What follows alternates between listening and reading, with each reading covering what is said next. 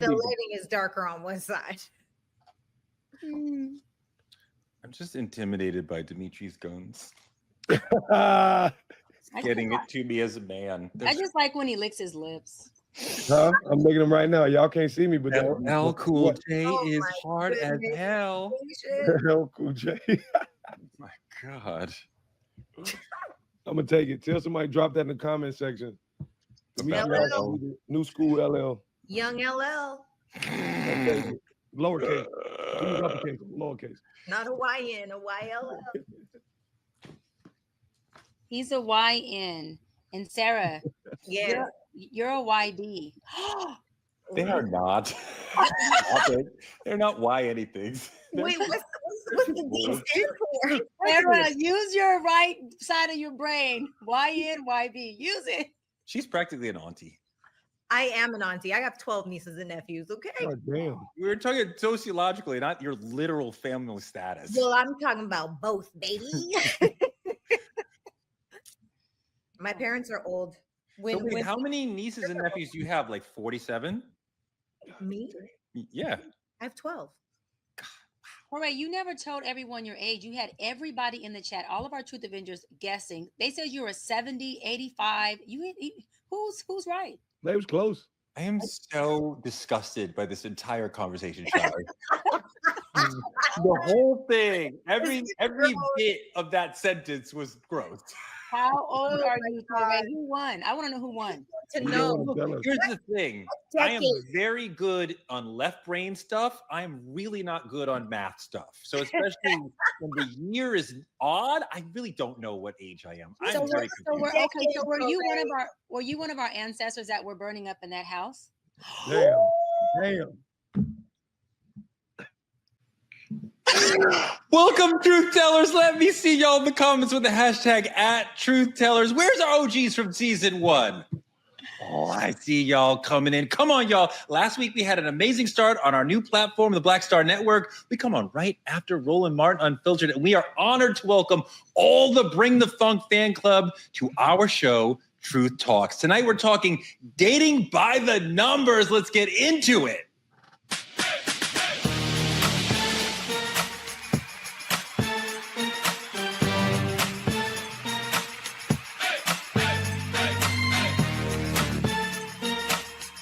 Are y'all ready to roll? Let's go. You know, there's a time and place for everything. This is neither the time nor the place, but Shy said some very rude stuff before the show, so we're not even going to introduce her. Going on to Dr. Sarah Fortner. Welcome, Sarah. Hashtag Torre's an ancestor. And welcome to you, Dimitri. Pleasure to be here. Pleasure to be here. And I don't care who else is here because they are very rude individuals. So I'll do my own. What's up, Dr. Bryan? I am the young auntie, Dr. Bryan. I'm not an ancestor. You don't have to guess my age. You can see it. It's young. It's a PYT. On the other note, I want y'all still to guess Torre's age. Hating is not good for your complexion. You know what? Colorism. Look how he's getting me, y'all. Freaking colorism right here on Truth Talks. Oh my God. Compton's in the house. 35 or 75. Who knows? I am so triggered and we haven't even started. Let's get into trending topics. Another crazy week in the Diddy trial. We hear over and over, Diddy was an adult thug attacking people all the time. After Pac, Tupac, and Biggie, Sarah, he was a big rapper, Pac was at the forefront of telling the community, the hip hop community, let's be peace and love. Let's not be ashy. Let's dress up. Let's be kinder and gentler. And meanwhile, backstage, he's having freak-offs with the Punisher and beating the crap out of Cassie and chasing Kid Cudi through the streets. And it was complete mayhem. How do you feel about hearing that this violence was going on then? Like, is it still going on, do you think? Or they're like covering this up better? I'm going to let Sarah go first, and Shy's not going to speak in this segment at all. You know, I got to say, honestly, this is nothing new. It's nothing new under the sun. I think that this is just something that's now being shown. I think there are a lot of really wealthy people that get away with so many different things because they're wealthy. You can pay people for their silence. You can pay people for their bodies. You can pay people for just about anything, especially in this day and age. And so, no, I don't think that it's any more crazy. I think it's just in a lot of our faces. D? You know, I think the real problem here is that like the music industry has learned to like push this forefront of peace. The PR team can push peace while shit's backstage burning down, and they don't want the world to see that part. Like Diddy came out so shiny in his nice suits and his white parties, and we began to believe that he was such this figure. And then when it all gets exposed, to me, it's very scary how much they can push peace to the forefront and actually have us believe in it. Shy, you say hurtful things, but I still love you. What do you want to say? Absolutely nothing to you. So I'm talking to Sarah and Dimitri. My opinion on this case is, that again, this is just a man who uses influence, uses impact. And I feel like this is a position where he's like, look, can't use influence or impact in this moment. And I feel like he's having a real checkmate, reverse Uno experience of himself. Will it help? Will it give him some wisdom moving on? Whether he beats his case or not, we won't know. But what I do know is that folks who have those narcissistic traits like he has, not to get slightly off topic, whether they win or lose, they still end up showing up in that narcissism of who they are. So even behind bars, this man is going to figure out how to create a world that revolves around Diddy, even if he ends up behind bars. And, Lord knows, hopefully them freak-offs don't start to take place in captivity. Wow, that's an image. I think that in the 90s, as hip hop comes into its $1 million age, it was not that in the 80s and in the double O's when it gets even more. There's a large street influence. Like the street is saying, hey, we can get money over there. And they're coming in. And this is where Suge comes in. And Suge is creating a level of, not alone, but he is part of creating a level of toughness where everybody has to rise to the level of toughness that he's bringing to bear. And Puff is one of those people who are like, I have to get on that level. And other people were also pushing him. But like somebody who worked at Bad Boy in the 90s told me just this week, if you're going on records saying how tough you are, eventually somebody's going to come by and be like, let's see. I want to know. I'm from Bronx. I'm the Bronx. I'm from Compton. I want to see. So Puff understands this is going to happen. So he has to raise his level. He has to bring bodyguards who become like soldiers. I think there was a lifting of the amount of violence. It doesn't really exist currently, even though we still see rappers getting killed because the street is part of the hip hop world. I honestly believe, sorry to jump in so abruptly, but I think Bad Boy has a whole new meaning now when we look at it in hindsight. That just the actual name of what it stands for 100%. Is a whole different kind of bad than we thought. There's violence. The violence itself is actually crazy, but look how much we were able to wrap violence into like a champagne bottle or like, the way. But I mean, I knew that it was difficult to work there and that the hours were long, the expectations were high, and he was quite a taskmaster, but like, there's beatings, there's rapes, there's, things happening. Like if somebody's getting beaten up on a plane, everybody's got to look the other way. And at this party, people are getting beaten up and chased and arson. And I mean, like you can't look at Bad Boy ever again and just talk about, Biggie and Mace. Like there was this horrific underbelly happening all the time coming out of Diddy. Sarah, go. Yeah, it's pretty wild. It just solidifies what I personally know to be true about a lot, not all, but a lot of really wealthy people. When his ex-assistant had testified that Diddy showed up with a gun and said they were going to kill Kid Cudi, when she was speaking of stories of abuse and kidnapping and beatings, all of these different things. I mean, really and truly, it just goes to show how powerful money moves in our world. That's one last question in this first part. Shy, do you want to apologize for anything you said to me earlier? I don't. But what I do want to say is that I believe that Bad Boy and Death Row, right? Those two record labels, I believe that violence was something that was intentional. I don't believe that happened on accident. I know that violence creates a fear factor. And when you are coming off as the big dog like Diddy is, there has to be a certain level of violence where people understand, listen, I'm not to be fucked with, because money and power is something that creates an image that people have to uphold. And upholding that image when you are in a certain environment that has to do with, street folks or gangsters or drugs or any of that, you have to be able to let people know that, look, I got my pistol on my lap, grip, whatever them don't get me wrong, that verse of that song says. And you have to let people know that Sarah said this earlier, that, hey, say when you get to a certain level, yeah, you get it, Dimitri. You should be paying people to do things, but there's some validation and credibility that comes from a person who's in the street or in the hoods who doesn't pay someone to do it, who does it on their own. That shows you that they are willing to go there with you, and that violence is something that they're willing to do by all means necessary. One thing we see, like Suge, I mean, we should not be violent in our professional spaces, but he's using violence in a way that brings the business to him, right? Yep. Diddy is attacking his own people, right, to control Cassie. There's no business motive to the attacking that he's doing, and he's not doing it in a defensive way of "don't mess with me." It's very offensive and aggressive. But he's doing it to control everybody, Torre. We keep making this a Cassie thing. Diddy being controlling Kim Porter. He's been controlling his bodyguards. He's been controlling the women he dated before. He's been controlling the women we haven't heard about. So remember, this is bigger than just Cassie. I understand she is the pioneer and she is the face of this case. But Diddy has been running shit and controlling shit from the beginning, from the Biggie and Tupac days when Cassie wasn't even thought of. This dude's been doing this thing from day one. And back in the day, we didn't have social media like this. So you could pull up on somebody with a pistol and pistol whip them. You could pull up and shoot somebody and not get caught. We just now have a space where you can't just do what you want to do because there's too many cameras or too many eyes, and people are not afraid to snitch no more. Some of the lawsuits against Diddy, which I have read through, do talk about, I saw him shoot somebody. I believe that person was deeply, like, grievously injured, and I know nothing happened to him. Yeah. So, and this is like late, like when he's dating Cassie, not like the Biggie Mace era. So, I mean, like, he felt like he could kill people and get away with it, and make sure everybody around him knew that he felt like that. That's the fear factor that he wanted just to put this little tidbit in there, just a little bit. It's a fact that Diddy did win a Grammy right after Biggie died. And I don't know if you guys are familiar, but the song was "I'll Be Missing You." You know, that's like one of the most famous songs of all time, right? You know, one of the most famous songs of all time. But isn't it kind of ironic that you made a song about death and then it's hypothetically speaking that you may have had something to do with this. I think whoa. Hypothetical now.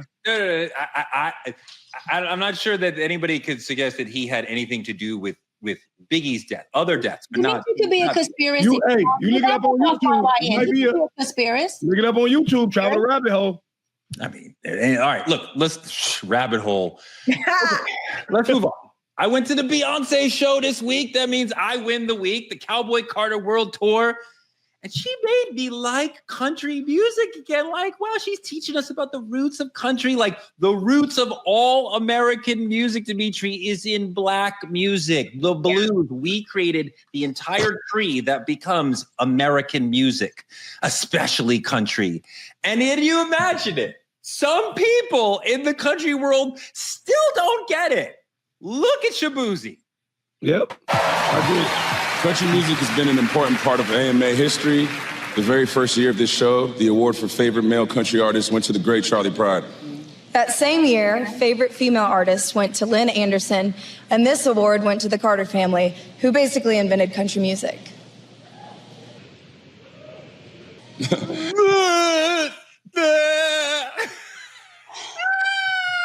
Wait a minute. I don't even name that little white girl. I don't know her name. I don't care to know it. Can we please see Shaboozey again with the amazing eye flip, please? Family, who basically invented country music. He like looks out, looks back. It sort of hits him in the cerebellum, and he's like the eyebrow, like, what is this bitch talking about? No, they did not create it. And you know what I just saw? Somebody said, Sarah, that Beyonce naming the album Cowboy Carter, which surely relates to her name, but it helps erase the Carter family when you search for Carter and country music. So this is like this amazing Kendrick Lamar level, like double or triple entendre. I love that for her. And you know what? I love that. It's like, I love to stick it to the man. I love anybody that feels like they can hold us down. They can't. I love to stick it to the man, whatever race that may be. And so what I think is that we as Black people, you already said it, Torre, we tell stories through our music. It came back in slave times. There wasn't even a banjo in America until it came from African slaves when we were brought across the ocean, right? And so realistically speaking, we had those songs. We had slave songs like Wade in the Water. We made up our own Black national anthem, right? So when you start thinking about where all music comes from, the audacity, because now it's been whitewashed and you may not remember where it actually came from, but for you to have the level of entitlement, for you to say, oh yeah, because you guys created that, we did. Yeah. And I want to... Shy, part of what we're seeing here is, again, the whitewashing of Black history. What do we do in a situation where our history is being whitewashed? Well, we educate. Because like Sarah said, it came from, where she stated African continents. But let me say this, the very first song that was ever found, didn't get a record album, didn't get a record deal, wasn't commercial, was found. It's called Thomas Old Gray Mew. Who was that by? That's by Louis Vassner back in 1891. Yep. The very first blues song, which means blues was created and founded by us based on that evidence, and then went on to the 1920s and 30s with who we call the harmonica wizard, right? Which was DeFord Bailey, who was the first Black man to get an album deal. So when we talk about the first Black man to get an album deal, it can look like we didn't start it. But when we talk about the very first blues songs that was discovered in Pennsylvania, and it was discovered in, I think they said like it was in some type of wax.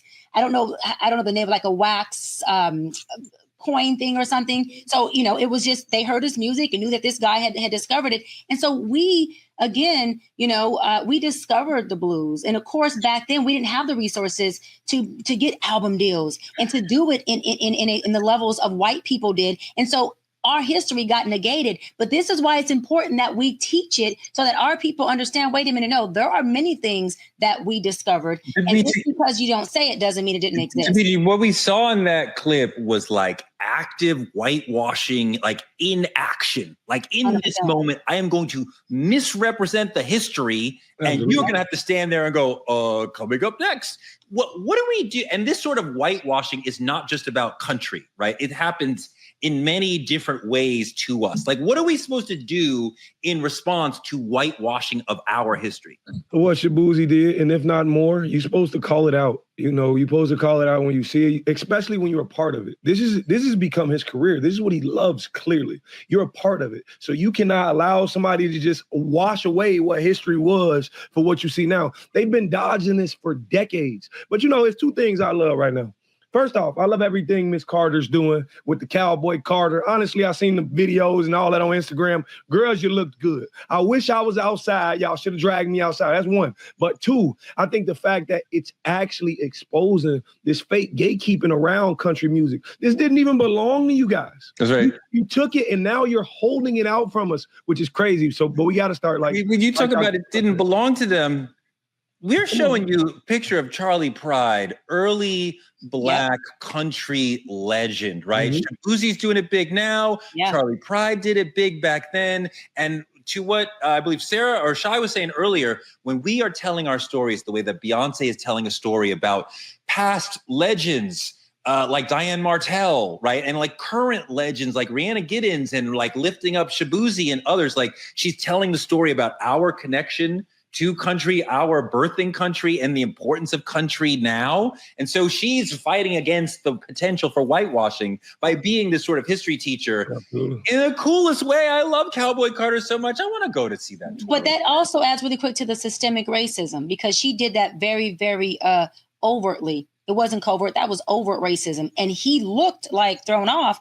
But I believe, if not saying he wasn't, allegedly or whatever, if he was educated on what we are just talking about, right? Understanding who was the first pioneer of the blues, sure. Then he could have been able to chime in. He probably knew that she was off kilter and that wasn't factual, but I don't think he had enough information to say, hold on, that ain't it, and drive it. This is why shows like True Talks, where we are not just talking about trending topics, we're also informing and giving education on, hey, that Black voice and that Black representation and how important it is for moments like this when that happens. Because I could have easily said, hold on, girl, let me cut real quick. Back in 1891, sure. Mr. Lewis did X, Y, and Z, and you educate on a platform that big. For sure. That's crazy. Let's move into politicking, Sarah. I'm going to come to you first. Republicans moving to gut Medicaid. The House passed the big, beautiful bill, which is such a dumb name. It cuts about $1 trillion out of Medicaid, and it requires most Medicaid recipients to work 80 hours a month as if they're lazy, as if it's even possible for some folks to get to work if they're older, disabled. And like, there's exemptions, right? For pregnant folks, for recently released from prison folks, for people with disabilities. But when you talk about something like people with disabilities, who defines what that means? Who defines a person with a so-called invisible disability or something that's not visibly obvious to everyone? Will that matter? These are important parts of this whole conversation. And the way that we get healthcare, the ability to even access healthcare, is the difference often between life and death. My friend Charles Blow was on Abby Phillip, and he talked about an incredible story with his mother that shows the importance of healthcare and where the hospitals are located to being able to save people's lives. Let's see Charles Blow. Republicans are not saying is the devastation it is going to cause to communities. It's going to lead to the closing of many rural. Let me finish. Did I let you finish? Let me finish. It's going to lead to the closing of more rural hospitals that are already on the brink. Many of them depend on people who receive Medicaid to be part of the ecosystem that keep them alive. My mother had a stroke a couple of years ago. Rural hospital. She's in the middle of nowhere. There's no hospital in the town, but there's one 15 minutes away. It's on the brink. Mm-hmm. That hospital closes, the next one is 40 minutes. The only reason that she survives that stroke and doesn't have complications for it because she got treatment within 15 minutes and not 40 minutes. What you guys don't want to acknowledge ever is that there is a community problem here, not just an individual person who... The right has believed for a long time that the poor are lazy. That has been a central idea of the conservative movement for a long time. They love advancing policy based on the notion that the poor are lazy and that people almost deserve to be punished for being poor, and they should have to prove their worthiness to something like Medicaid. And to me, the idea of making people on Medicaid work is rooted in this assumption of that, well, they're lazy, so if we're going to give them money, they should have to work for it, which is kind of cruel to people. Sarah, there's so many people that this work requirement seems like a cruel part of this for. Yeah, here we go again. I'm about to be the villain and I'm ready for it. Okay, this is the thing.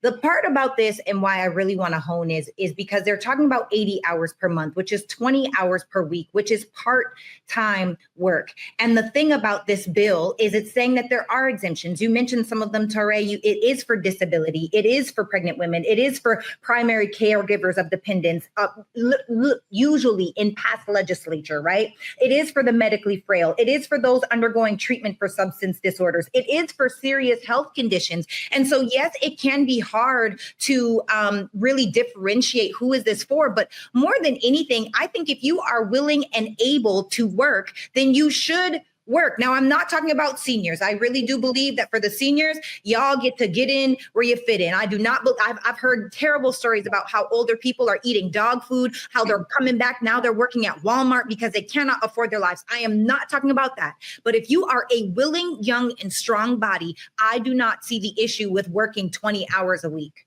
Shy. So this is the thing, Sarah, hear you, but total pushback. When you are a willing and able to operate and work person, you're not disabled. And disabilities aren't something that we can see. And disabilities also aren't something that we need to be telling people how they should look or how they should be. And if they're disabled, there's mental health disabilities that people cannot see, but cognitively, a lot of those people may appear to be functioning, but they have so many impairments that they will not only be doing themselves a risk or disservice, but also us if they were serving us in certain capacities that they would not be able to do at a level that would be a result that we want. So when they just put a blanket word such as disability there, or disabled people, it goes to me asking, well, what do you consider disabled? Because I think that at any point in time that a person who has a disability can come in and say, hey, look, I'm disabled, and whoever is the one who's going to approve or not approve or disapprove their disability claim can say, well, you know what, based on what I deem to be disabled, you don't qualify. And that can be my mother, your mother, someone's child who has a disability that we know they do. The doctor has said this person is disabled, but that individual is using that blanket statement to say, I don't deem you disabled, so guess what? You don't qualify. And Sarah, getting health care. Sarah, I believe that government is supposed to serve the people, right? And what this is doing is saying, well, we will give you something if you give us something. Yes. And I think that is a problematic relationship with people. I think government should be in service. We take your tax dollars and we give you things, roads, Medicare, whatever. Not like, well, if you spend your time, then we'll give you something. Well, I feel like that's the world we live in, right? In order to get paid, you have to go to work. In order to live, you have to breathe. We live in a tit for tat world. And, when you look at the definition of disability, it's saying a physical or mental condition that limits a person's movements, senses, or activities. And so for that reason, if you do have a disability, which includes mental, right? It's not only what I can see physically, but it's also how am I feeling psychologically, et cetera.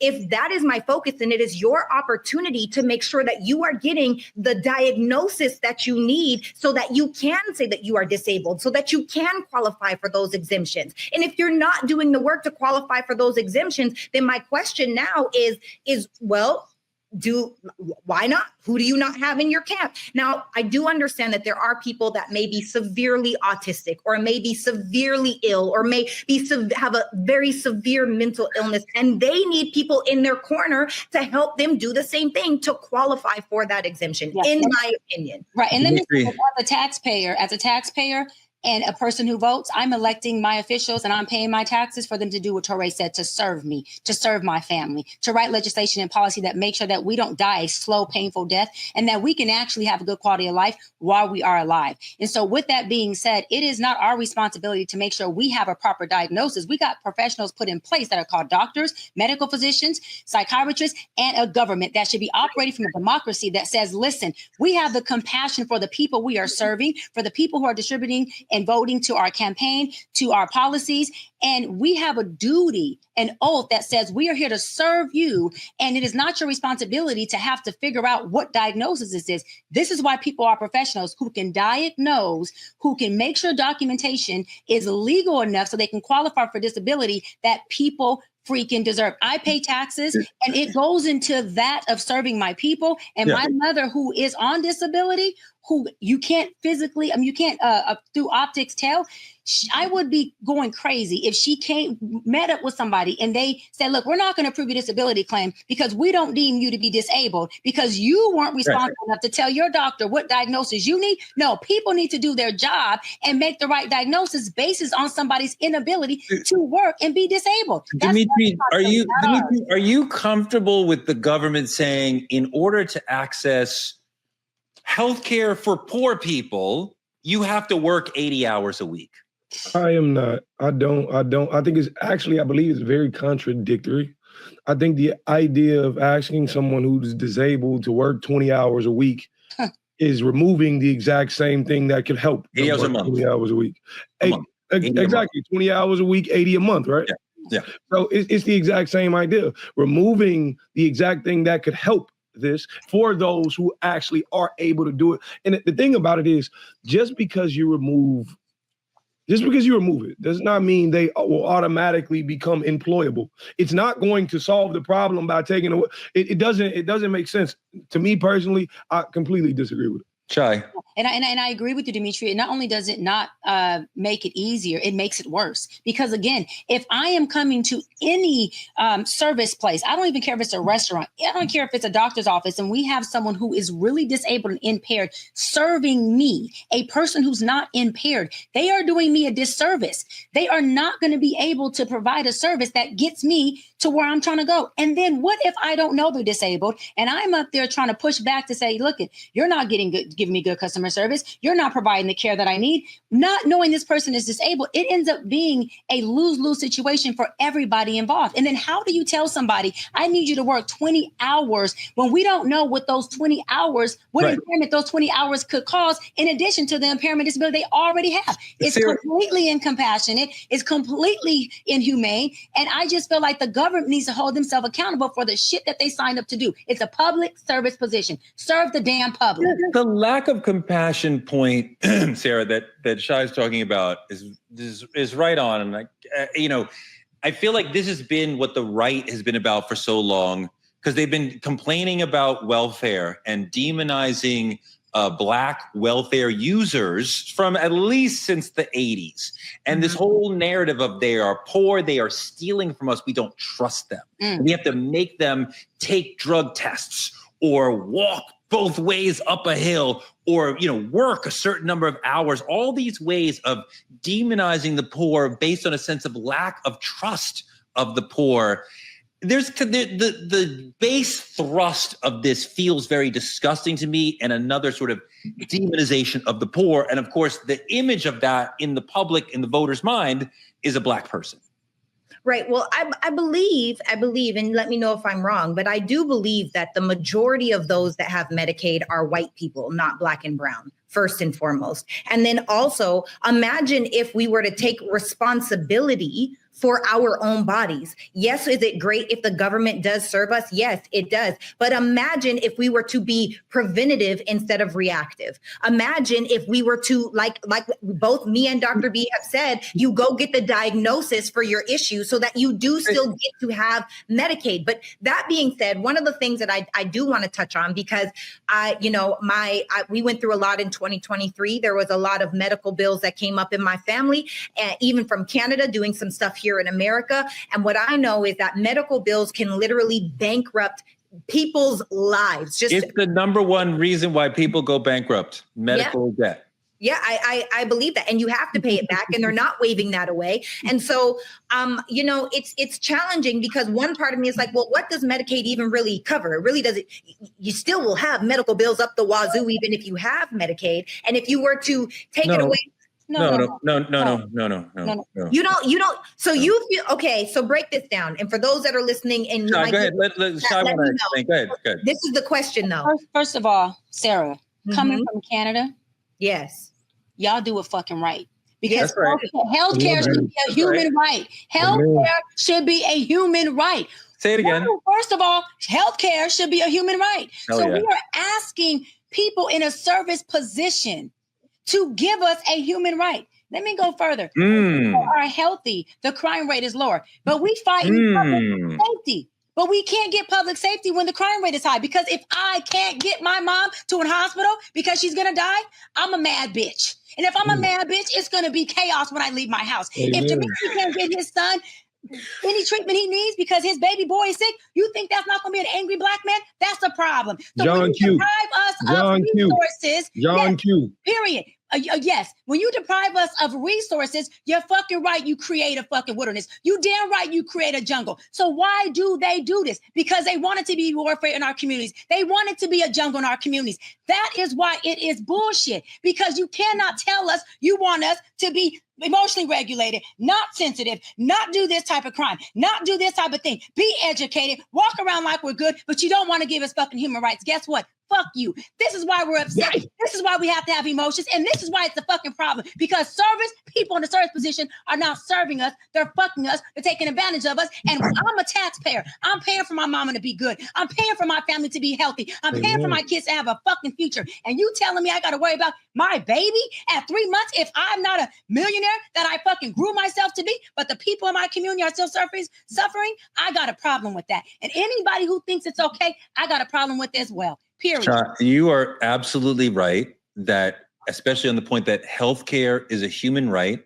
It is insane that America claims to be the greatest country in the world, yet we pay more money for our healthcare and get less from it than people in other countries. How does Europe have a better healthcare system than America? And we could take care of our people. Yeah. And Medicaid, we're talking about poor people. Yes, a lot of white people access that.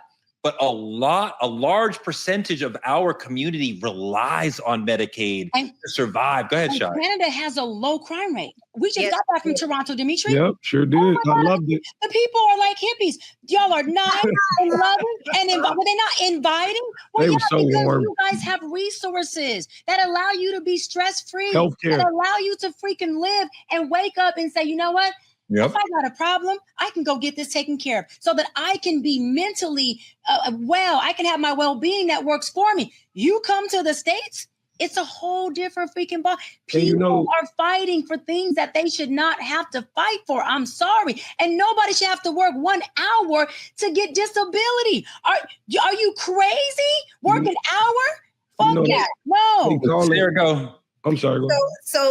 But we do have to also acknowledge one of the reasons why this is happening is because we all know people that are abusing the system.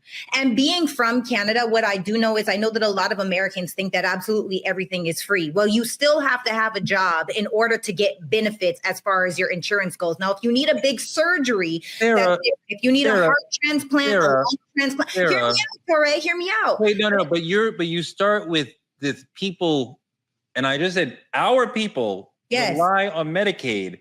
Yes. And you're talking about abuse of the system. Yes. You're playing right into the narrative. We're talking about the right saying demonizing the poor. You're already saying they're misusing the collateral system. damage. The poor is collateral damage because too many people are milking the system in a demonizing way. It has nothing to do with the poor. They're just catching the strays. What if the people who are milking the system is the collateral damage? Why can't the poor be the majority? Why can't that be the thing we hone in on? The thing about it is they call it, what do they call it? The big beautiful bill or some shit like that. One big beautiful bill. The thing about it is it's all to mask the idea and make it seem positive. Like this is government reform. When you cutting out, for my people, for my lovers in the chat, I see y'all up in there, all I see you.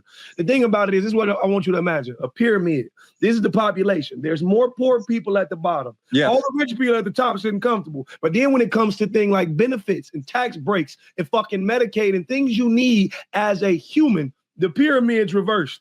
They're so comfortable up here while we're fucking down here fighting for our lives. And I get it. Not everybody can go to work for 20 hours. But the problem is this country is going to tell you if your legs don't work, we're going to put you at a computer, you can type it. They're going to say, if your fingers don't work, we're going to put you on a goddamn foot race. They're killing. Guys, they don't understand poverty. Conversation has been so passionate. I'm so excited.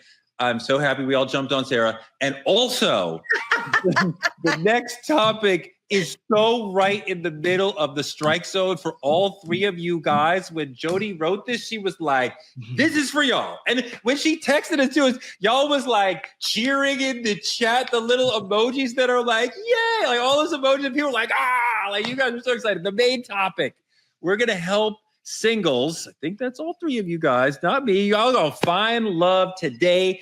All you got to do, if you want to find love, is find the right formula, right? I mean, like, I think everybody knows about like the 3-date rule, which I think is just good common sense. Roll that clip. 3-3 rule in dating. 3 dates, 3 weeks, and 3 months. And each one of those time points, you need to stop and you need to assess, is this person really somebody I want in my life? And if they are, keep dating. And if they're not, let them go. Send the text, do the call, do the adult thing, and move on. Right. Good advice, right? Take your time before you assess as you're dating the person. Think through, okay. But then there's also like the 37% rule, which means you should reject the first 37% of potential partners. And then the next one will probably work out. Or the 7-7-7 rule.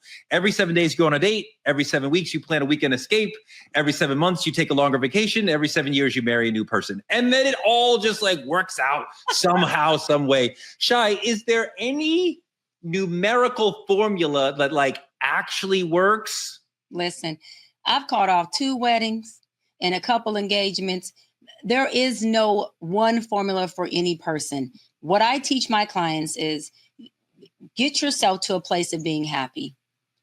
Take self-inventory of what you need and what you want. Give someone the experience of you that you want them to have.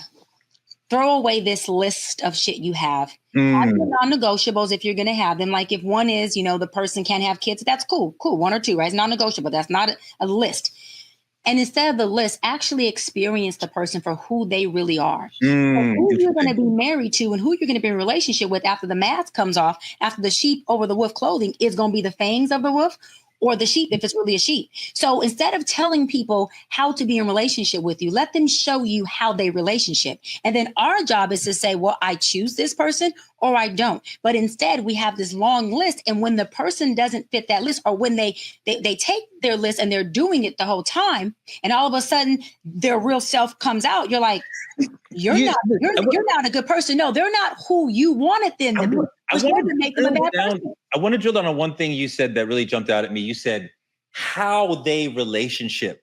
And we may meet somebody and like they are very exciting on a 1, 2, 3 date, but how are they going to be when you get in the long flow of relationship, fight, make up, all the things, bring in your friends, their friends, family, like that, how you relationship. Talk about that a little, Shy. Yeah, and that's the thing, is how you relationship. I love what you said, Torre, right? Because we don't have to teach people how to be happy and how to have date night. You know that you've been married for years. It's more about that's beautiful, because that means that you have found someone not who's perfect. You found someone that you can resolve with. My wife is perfect. What I am not perfect, but my wife is. You know what? She is not only perfect, but beautiful, because we've seen her. You're right. She is perfect. Just like your curls. You ain't. Now, that's what I was saying. But you want to make sure you have somebody which you found that you can resolve with. And let me go further. Someone that if you can't resolve, guess what? You can still commit. You can still have a good day, because you're not going to always get to a resolution, and you're not going to always like this person. You got to stay until the commitment comes back. You got to stay until you like them again. And you got to stay until the lovemaking comes back, because commitment is doing what you said you would do regardless of how you feel. Commitment's not a feeling. It's not a feeling. Sarah, she's absolutely right that you don't always like your partner, but you still love them. Even in those moments you don't like them, and you can push through and get back to marrying the like and the love. But I want to hear from you. Any numbers in the dating world, any statistics that are actually like meaningful to you? Yeah, you know what, Torre? I'm so glad you asked. The one number that I live by, and my mama taught me this when I was a teenager. Oh, but what's mom's name? Pamela. Okay, Pam, come on with it. We'll call her Auntie Pam. All right, Mommy. All right, Auntie Pam, let's go. My mama always said, don't be a hoe 6 months at a time.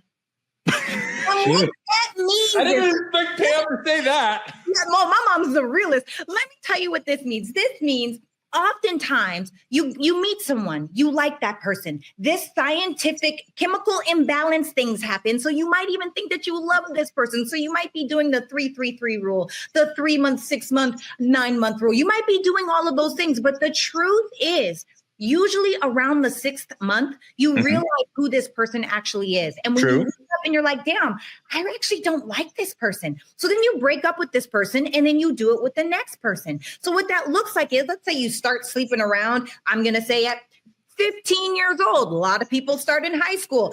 Let's say you're 35 years old. That's 15 to 35 years. That's 20 years of having sex with 2 people. You've now slept with 40 people. Some might say that's a whole number. Now, I'm not here to judge. I'm not here to point fingers. I'm just saying what I've heard. Do not be a hoe 6 months at a time. Let those people earn your body. And Sarah, let me say this. I love Mama Pam. Shout out, Mom. But listen, girl, it don't say 6 months. I'll be knowing sometimes in a day. I say, this Negro done got on my nerves. He talk too much, or he's too Dimitri, are there numbers that are helping you as you're moving through the dating world? You're in the middle of the dating wars, like perhaps as much as anybody here. Yeah, I can think of some numbers. I can think about a phone digit long worth of numbers. That's all you need. All you need is to pick up a phone and call somebody. What happened to the days of actually just going by the feeling this person gives you? Like, why are we drifting so far away? We making love advice sound like a mathematical equation. Like, you don't need a spreadsheet to know if you like somebody. I be seeing people on Instagram that's like, well, if this person don't text you back this fast, then they're obviously uninterested. Hold on. Is that your need for love talking? Wait. Let's deal with that. Hold on. I want to deal with that idea that he just... Can we roll the clip on that idea, Jody? Go 24 hours without talking to you, that means they don't care if you. if you done ate today. They don't care if you're breathing. They don't care how you're doing mentally. They don't care how you're doing emotionally. They could care less. They could care less about you in general. If somebody can go 24 hours without talking to you, I'm sorry to be the one to tell you this, but you do not need to be a part of their life. Dimitri, listen. If I am in a romantic conversation with somebody and a whole 24 hours, they never think I need to reach out with a call, a lunch, a coffee, a text, or something. A whole 24, then you're not thinking about me enough. Let's take this and put it into a different scope. Let's say I don't go to the gym for 2 weeks. Does that mean I don't care about my physical form anymore? Yes. More like the thing about it is people take this and they take the anxiety and they take their insecurities and they take all their defects. They just push it off on other people. Hold on. If somebody says, I love you, Dimitri, right? And we're in a thing, I would assume that a 24, like if the sun goes up, so the sun goes down, at some point you'd be like, I'm interested. I'm curious about Dimitri. How you doing today? What's really good with you? What's something? You know, but the thing about it is when you got more than one person texting you, you don't all automatically assume they all love you, do you? You don't. The thing about it is a lot of people be like, people don't understand busy these days. And I get it. Everybody got their different functions and what they got going on in life. But the thing about it is I may have a problem that's now consumed my day. I may just be in a bad mood and all. That don't mean I don't love you. Let's work to a point to where you make it easy to talk all day. Sarah, if you're in a relationship with a handsome young brother and he doesn't call you or text you or anything, send you flowers, nothing for 24 hours, are you okay? Yeah. I'm definitely okay because I strongly believe that if a man has every minute of every day to talk to you, he's broke. No, but I want hold on, let me say this. Not the whole day. One time, Sarah.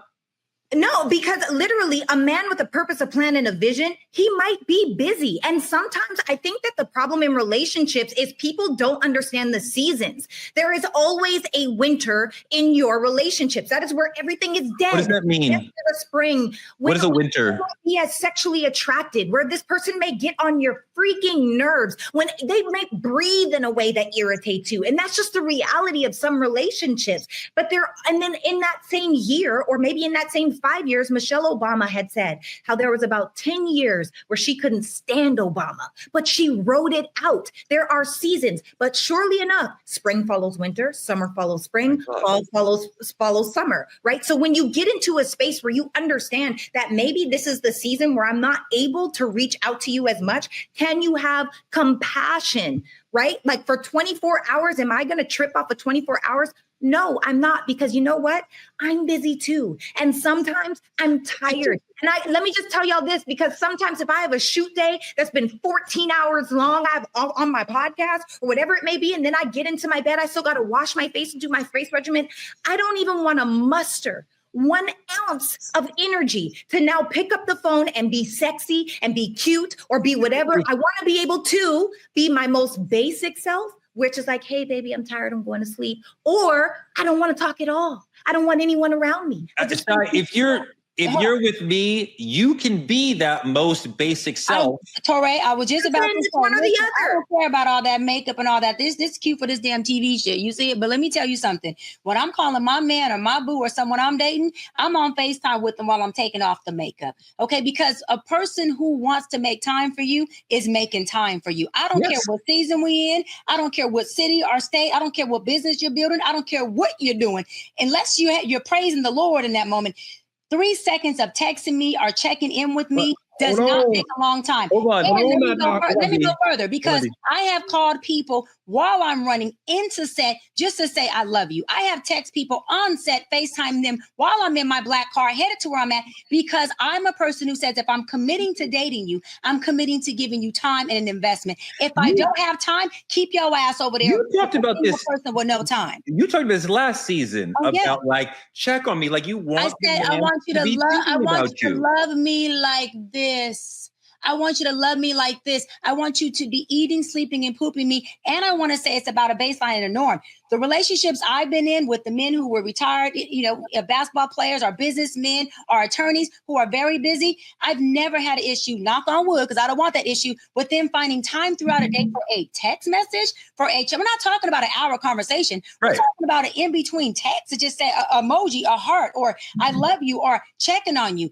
That's the bare minimum somebody can do. If you can't do that, I'm not a bare minimum woman. Take your ass over there. So some of the people who are out here struggling to find somebody and dealing with these numbers and all the sort of things we're talking about, they are talking to people who are on the internet as dating coaches, right? They may be really real and knowledgeable.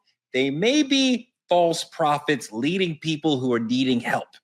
Derek Jackson is a internet dating coach who got into some trouble, made a big mistake in his relationship and had to apologize. Can we see Derek Jackson and his wife for a second? Truth is, and I'm saying it here now, is that Derek Jackson was involved with other women outside the marriage. And by involved, I want to be clear, I'm not talking about just casually kicking it, maybe a lunch or something like that. I'm talking about as serious as sex, to sexual flirtation and meeting up and that kind of thing. And some things that otherwise may be considered okay by some in terms of like just chatting or checking on people or being checked on by people that I've had a previous encounter with. But without my wife's knowledge of it and with us having a sexual history, all of it falls under the umbrella of inappropriate. Dimitri, is it okay to follow a dating coach who's out here making mistakes like that? It's funny. I've never seen that video. It's funny enough as many people have come to me and said his name or, attempted to introduce me to whoever. I wasn't familiar with whoever this guy was to begin with. But to me, when people are online telling you what you need to do, they should at least be applying that to their own life. And this is me. Right. I be online talking about love all the time. Lost Lover Boy podcast. Y'all hear me talk about it. But I'm never telling you what to do. I'm telling you what I went through. I'm telling you what I hope for my future. I'm not out here saying, in order to make your man do this, X, Y, Z, that girl looked like she was being held hostage. She does. Let's see it again. Look at it again. Look at it again. She does look drugged up. The truth is, and I'm saying it here now, is that Derek Jackson was involved with other women outside the marriage. And by involved, I want to be clear, I'm not talking about just casually kicking it, maybe a lunch or something like that. I'm talking about as serious as sex, to sexual flirtation and meeting up and that kind of thing. And some things that otherwise may be considered okay by some. Yeah, like when he says sex and her face doesn't move, and I'm like, are you with us, sis? But hold on. I want to play you one more video from a sister who did have a very positive relationship or a very positive interaction with a dating coach. She went viral because she paid $10,000 for a dating coach, but it worked out really well for her. Jody, roll that clip. I invested $10,000 happily into my dating coach after going on 0 dates in 2 years. And now after a year of being introduced to my fiance, I am engaged. So my name is Shirley Renee Williams. I'm the CEO of a 7-figure content studio, and I'm now the CEO of my love life. This is mass hysteria over the fact that I dropped $10,000 on a dating coach. But that's literally a drop in the bucket when it comes to money invested in Shirley Renee Williams.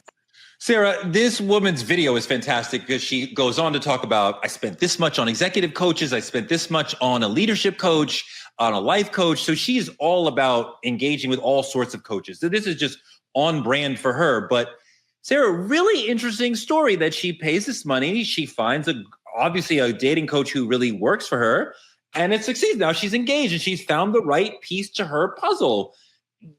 Can we trust some of these dating coaches? Yeah, I always say with dating coaches, take what leads for you, what leads what doesn't.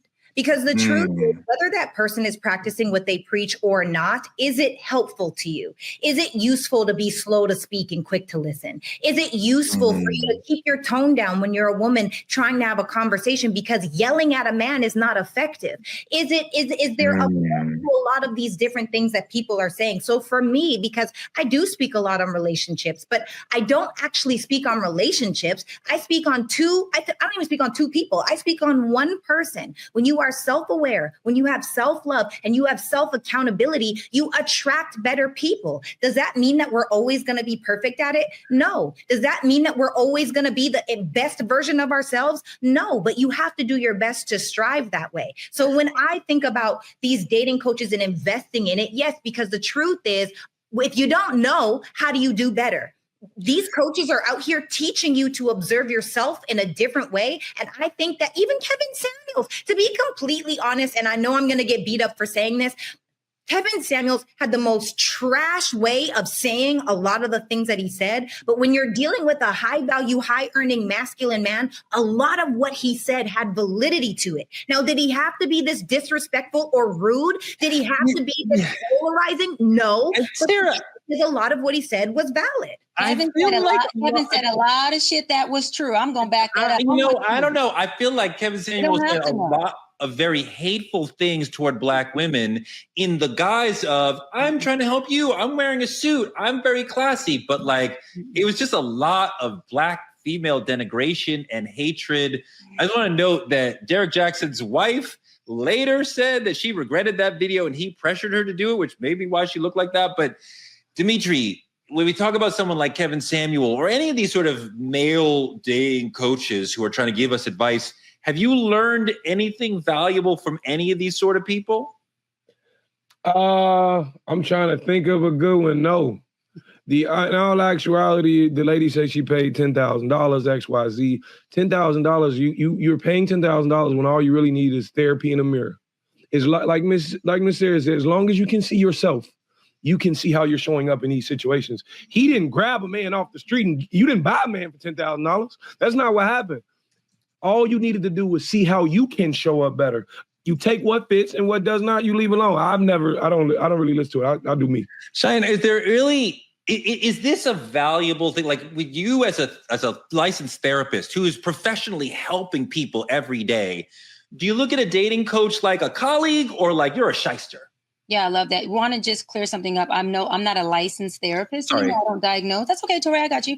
I'm a psychology expert and life coach. I was a marriage, family, child therapist where I diagnosed. I don't diagnose no more, but I'm still in practice and see my clients every day. But I want to say that I think it's to each his own. I feel like for some people who are busybodies and career-driven men or women and they want to go to a dating coach and they find what they want and what works for them, I think they should do that. I think for women like myself who like to go out and get approached by men and flirt and do this little thing and it works for me, I think the main thing is, like I tell all of my clients, that what is the end goal? What is the bread loaf that we are trying to accommodate or trying to reach? Let's create this crumb that gets us there. I don't think there's one right way to do anything. I feel like when we start to make it one right way, it becomes transactional and we lose the relational piece of dating. I feel like if it works for them, hey, she got her fiance, she's a career woman. I am very excited for this. So since you're out there, men are trying to talk to you. Yeah. What can brothers in general do better to show up higher, be more interesting to a high value woman like yourself?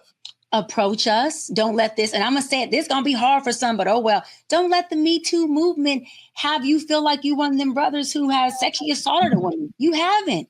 Approach us. I like a firm man. I like a very assertive man. Let me know, baby, you beautiful.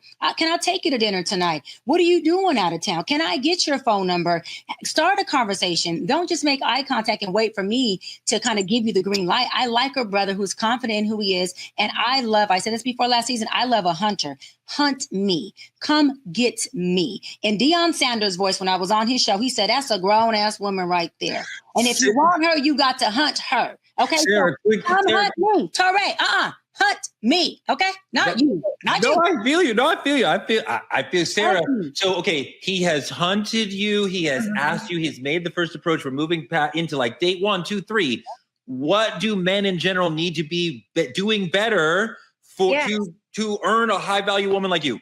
So I love that because I'm not married, so I am single, but I'm in a fully committed relationship. Let me be clear. But when I met my man that I'm currently with now, I was dating 4 other men. So first I want to say this, date them all, sis.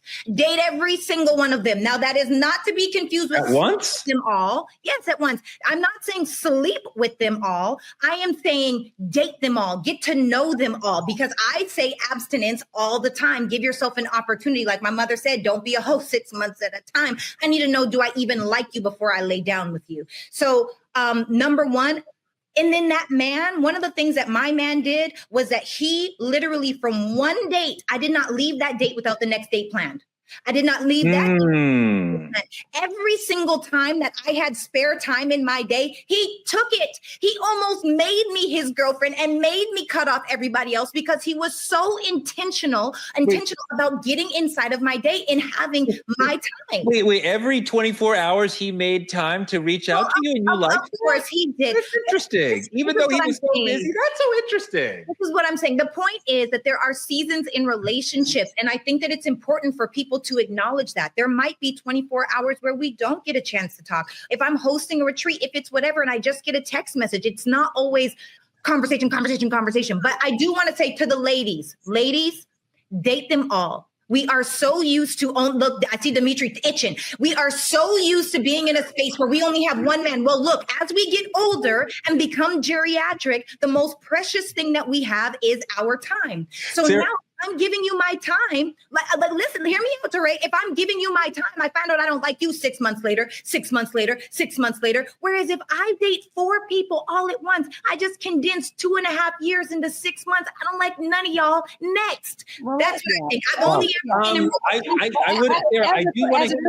Dimitri, as a career woman, I can't date 4 people. I got shit to do. Now I could probably talk to 1 or 2 and go on a date here and there, but I'm too busy. I got a bag, a home. Sarah, I love your concept of there are seasons in relationships, and I don't fully understand it, but I start to see it. You explain the winter. So like, I'm going to press Jody later to have a segment where you can fully unpack that idea, because I kind of understand it, but I want to see like the whole architecture of it.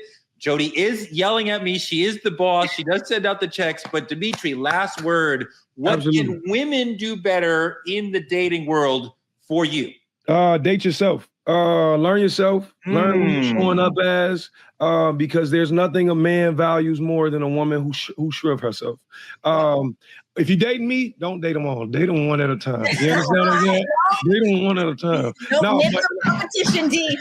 And I don't want no competition. And I ain't no competition here. In all actuality, I want to take a second because I seen it pop up on the screen to shout out tonight's conversation.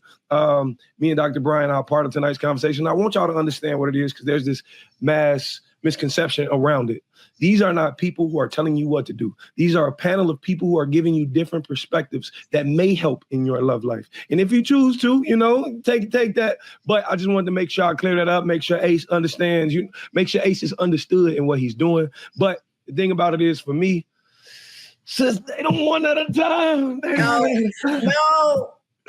4 at a time is serious work, Sarah. That's a lot of work. Just a matter of just keeping 4 people's interests and personalities. Imagine 4 good mornings. Like me, I'm like Dr. B. Please believe we're going to have interest. Like Dr. B said, come and get me. And so now I get to decide, okay, do I want to be gotten by him? Do I want to be gotten by him? Oh, this one's swooped. Can I just ask a question, though? Because I've never understood this narrative, right? Yeah. If you got 4 men and you date them all at one time, really quick. If you got 4 men, you date them all at one time. Isn't the one that wins at the moment, aren't you just settling off the 4? What about the 5th guy that you didn't give a chance yet? No, because you shouldn't be looking for the bigger, better deal. You should be So for me, there's a difference between a dating experience and partnership in life. If I'm looking for partnership in life, then I'm looking for specific things in a husband. I'm not out here dating for fun. I don't need the trips, the bags, the shoes, or any of the gifts. I can buy those for myself. No, those things are nice. However, those are not a requirement. This is not a transactional thing. This is, are we going to go together real bad, or are you going to get gone? So right? If you're one of the 4 or 5 guys that Sarah's dating, I want to give you a little teeny bit of advice. The chat is going nuts over you saying you're dating 4 guys at the same time. Whoa. 4. What's the difference? abstinence. When you go out with a woman like Sarah, with a woman like Cheyenne, ask them questions about their life. Yeah. It sounds so simple and stupid, but I see tons of women on TikTok and Instagram saying, I go out on dates with men. They don't ask me any questions. Just ask her a question about her life. How many brothers and sisters do you have? And then listen. And she's like, oh my God, Sarah, are the men not asking enough? Because I hear a lot of women complaining about this. Are they not asking enough questions? No, they definitely are asking questions. But more than them asking questions, us as women, we have the opportunity. We are really vetting them, right? Because ultimately women decide who we have sex with, men decide who they marry. So we've got to figure out, do we even want to be in alignment with this is someone that they would actually want to marry? So the questions that I would ask for ladies, and don't be afraid to ask this, man, are you dating with the intention of marriage? Because the truth is a marriage-minded person isn't going to be offended. A marriage-minded person isn't going to be like, whoa, you're taking things too fast. But Sarah, it doesn't matter when, right? Dimitri, if you ask that question on date 1, you're running. On date 3 or 4, right? It could be a reasonable time. You know, Touré, I'm be honest with you. It's all about how much she liked that man. It's all about her interest in that man. I was on a date last night. I was on a date last night. Believe it or not, last night. I was, hey, do you want kids? What do you see for your future? X, Y, Z, blah, blah, blah. The fact that she can see those things with me allows her to entertain the conversation. If she can't see it in that man, she won't. And I also want to say when Sarah's talking about dating multiple guys, I want to say that because when you're dating multiple guys, how I said I'm too busy to date multiple guys all at once, you don't date 4 guys for weeks and months at a time. That means that you may meet 2 or 3 guys, and usually that 1 or 2 guys, they fall off within a week or 2. You're not keeping you should not be keeping men around for long term that you have no interest in if you're looking for marriage. And I want to tell the fellas listen, fellas, if she's dating you for months, you ain't the one. Meaning if you're pressing her for a relationship and she's still saying she wants to date, they always give women advice about doing this and saying if a man's taking too long, then he moving wrong. Well, if a woman is dating you for months, my love, she don't want you. So I'm just telling you, you got to learn to pivot too as fellas. And I seen Demetria's face when Sarah was saying, women choose who they want to sleep with, the men choose who they want to marry. True. I always teach my brother and my nephews that women don't choose who they want to sleep with, baby. You're a man and your penis and your sex has value as well. You are choosing equally who you want to sleep with. You don't just sleep with her because she chose you. And when it comes to marriage, men are not just choosing who they want to marry, because I called off 2 weddings. If that's the case, I'm hold on. I want to marry you back. No, you're absolutely right in talking about the agency on both sides. But a lot of people talk about the taxi cab theory, which is that women of a certain age are constantly sort of looking for who's the right person, right? And they're evaluating who is the right person to align with. Men are moving through the dating era, according to this theory, that they're looking for hookups, they're looking for short term, and then something happens in their life where they are ready for marriage and they become the taxi cab whose light is open, and whoever they meet at that moment in their life will become their wife. That is a fact. Most men do not marry who they loved the most in their life. They usually fumbled that girl. They marry the woman that's there when they're ready. Y'all will not be generalizing us like this. You will not do it. I will not tolerate this. Jody, okay, that's you. You're the unicorn. I'm not doing it. Okay? And the reason why, Sarah? The reason why is because most men, especially in 2025, are more and more fearful of marriage, right?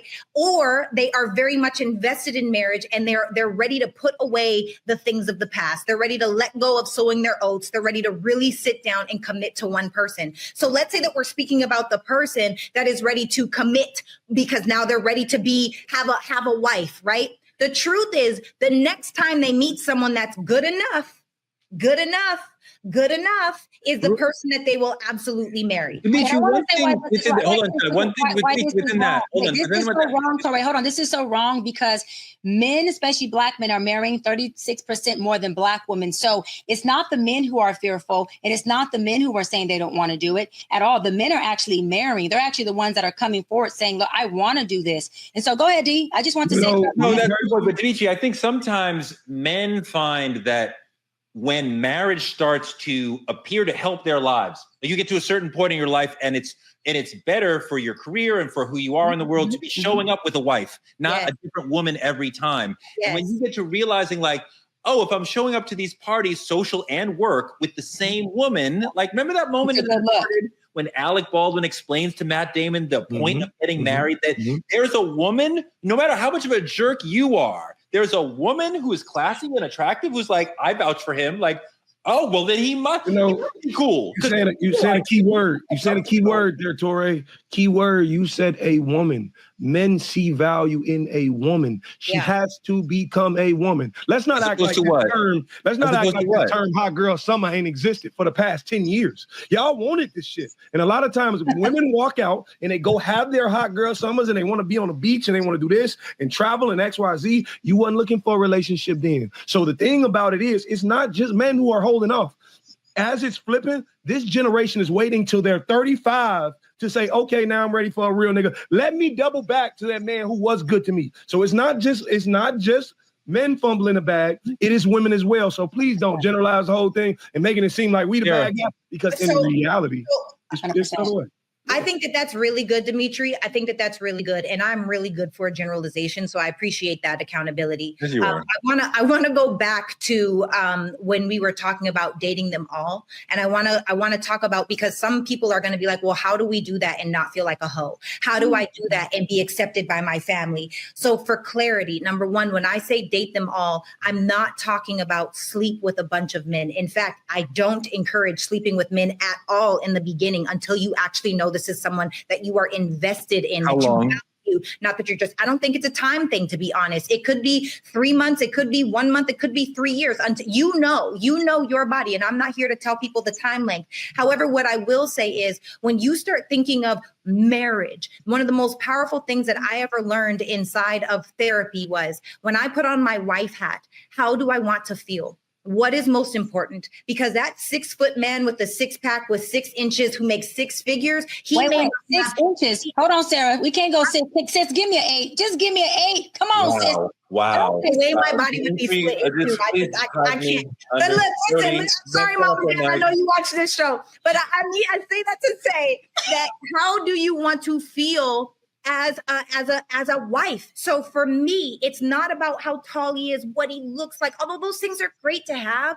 For me, what's most important is safety, security, respect, openness and honesty, emotional regulation, and emotional intelligence. Now, some may think that that is the gambit. That's absolutely everything. And others may think that is the bare minimum. But the truth is, whatever your barometer is, that's what you should be measuring by. So if you know how to feel when you get into that relationship, if this man starts making you feel insecure inside of your body, if this person starts to make you feel like, you know what, I'm just a little too animated. If this person does not allow you to feel in your field, your intuition is telling you this is not the man. Let that man go. Don't fall victim to warm body syndrome, which is where you need a warm body at night in order to feel like you matter. Don't give in to that. Be patient, because your person is coming. But you got to put yourself out there. Dimitri, I love what she said.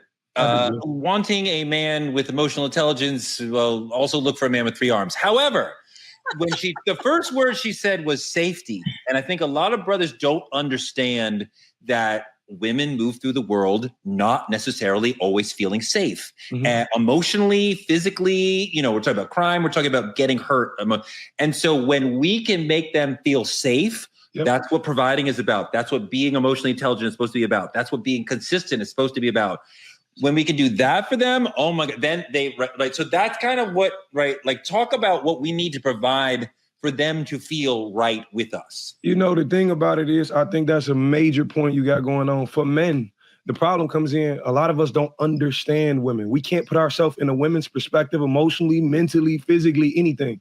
That's where it starts. I don't think I'm better than the next man, but if you put me in competition with 4 men, I'm going to win. Why? Because I understand how to apply love in the right spaces she desires it. When it comes to security, some women can't be touched a certain way because this trauma happened to their life. You got other women who need to feel reassured in calling them and checking on them. You got other women you got to protect in public more. It's all very specific to the woman. But I wanted to add this to the table for my listeners, for the lovers out there, for other women who are trying to get it together.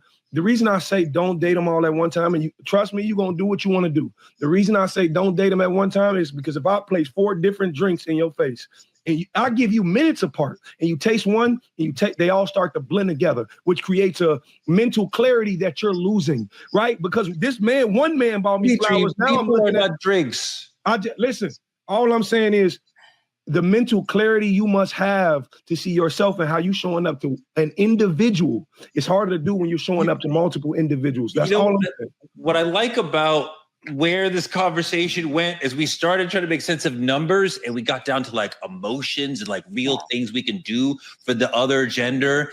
And like, I think losing the numbers and getting into the emotions will really get us to connection and finding the right person. Yes, get rid of the transaction and become more relational. It's called a relationship. Dr. B, Sarah, Dimitri, you guys brought the noise and the funk today. I love you guys. I appreciate you guys. That is our show for today. Like, comment, and subscribe on our YouTube channel at Truth Talks-Live.